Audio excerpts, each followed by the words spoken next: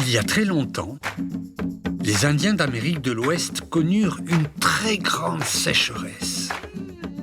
L'herbe verte de la prairie était toute jaune et roussie. Il n'y avait plus la moindre goutte d'eau dans les lacs et dans les ruisseaux. Les animaux et les gens avaient chaud et soif tout le temps. Ils transpiraient et se lamentaient.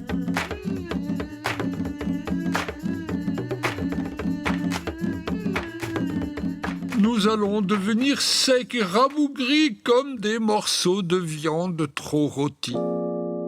Nos troupeaux vont s'en aller vers des pays mieux arrosés. Les poissons sont déjà partis vers des rivières mieux remplies.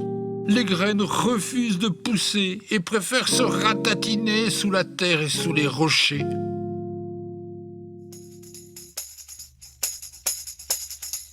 Un petit serpent les entendit et dit à ces Indiens un peu surpris. « Je crois que je peux vous aider.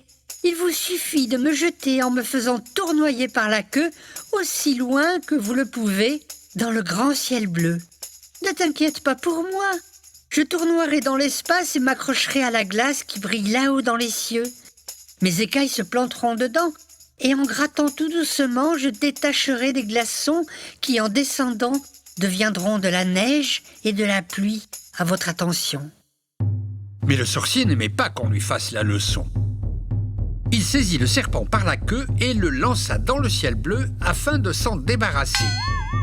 Il le lança si fort et si loin que le serpent se déroula comme un serpentin. Il se déroula tant et tant, il devint si long et si grand qu'il s'étira d'un bout à l'autre de l'horizon et que son dos devenu tout rond gratta le ciel bleu et en détacha des glaçons. Ceux-ci fondirent en flocons et les flocons fondirent en pluie au-dessus de la prairie. Comme le soleil brillait encore, ses rayons donnèrent des reflets chatoyants aux écailles du serpent.